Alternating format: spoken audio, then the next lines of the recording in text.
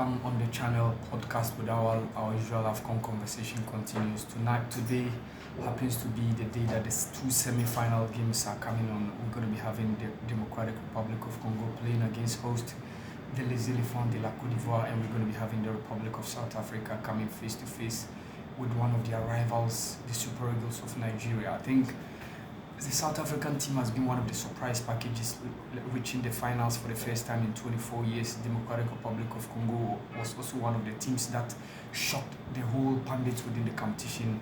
Both teams, South Africa and DR Congo, missed out during the last Afcon, but this time around they are back, making it into the last four. South Africa and the DR Congo. We're going to be having the Les Elephants de la Côte d'Ivoire, who were finalists and winners as well in 2015 when they defeated the Black Stars of Ghana and the Super Eagles of Nigeria. Let's begin with South Africa and Nigeria. Yesterday we had a lot of conversation about the fact that Victor Osimhen was about to miss the game due to some abdominal discomfort, but later on it was cleared by the medical team of the Nigerian technical setup and he was declared fully fit to play today's game against Republic of South Africa. One thing is, there seems to be a similarity between the South Africans and the Nigerians. Both teams have not conceded in their last four games in the competition. South Africa conceded in their first game against Mali. All the subsequent games they didn't concede. They never conceded against Namibia, against Tunisia. They never conceded against Morocco and Cape Verde. Same also happens to the Super Eagles of Nigeria when they conceded first against Equatorial Guinea. They never conceded against South Africa, against Ivory Coast. They never conceded against Guinea-Bissau, Cameroon, and then Angola. So we're going to be having a very, very strong game.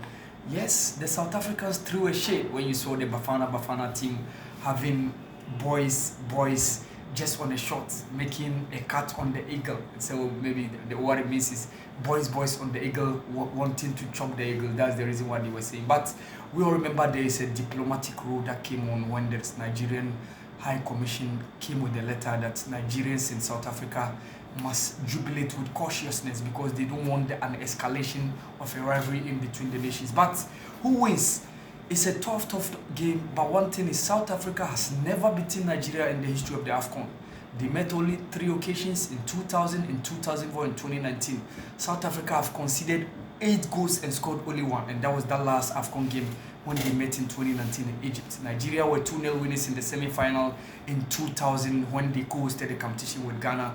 They beat South Africa 4-0 in 2004 in Tunisia, and the last meeting was in 2019 in Egypt when Jude Odioni was also on target and the Nigerians had the opportunity of beating the South Africans to make it into the semi-final. For me, if you ask me on my pick, I will honestly go with the Super Eagles of Nigeria. I see them making the lot by picking the final spot and making it into the final. That will be coming on Sunday at the Alassane Dramane Ouattara. But truth be told, 3 Nigerian guys could possibly miss the final if any of them gets a yellow.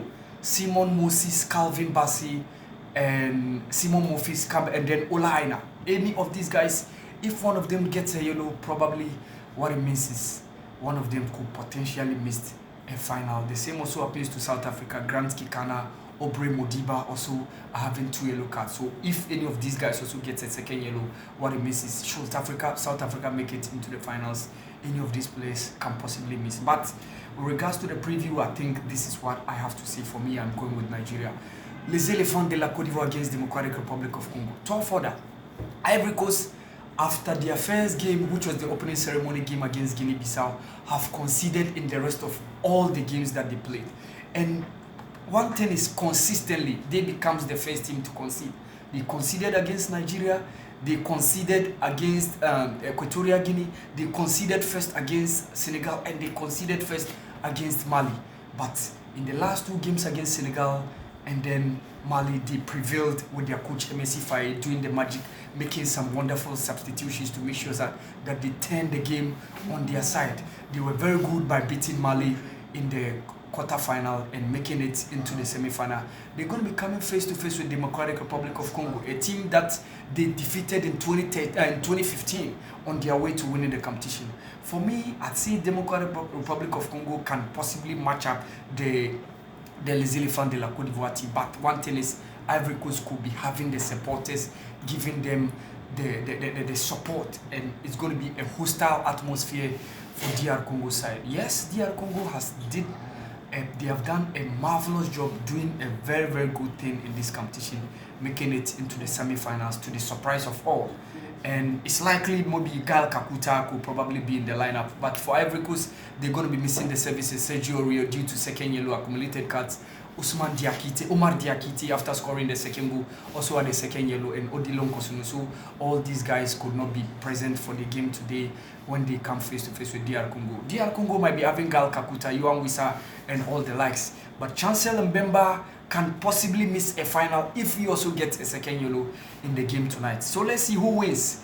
DR Congo against Les Elephants de la Côte d'Ivoire. For me, I'm going to be putting my bet on Ivory Coast. So I honestly see a Nigeria Ivory Coast final on Sunday at the Stade Alassane Dramane Ouattara DMPP. This is Podcast with Awal. Subscribe, like, share, comment, and let's keep the conversation going on. Thank you. Merci beaucoup. Félicitations. Obrigado. Thank you.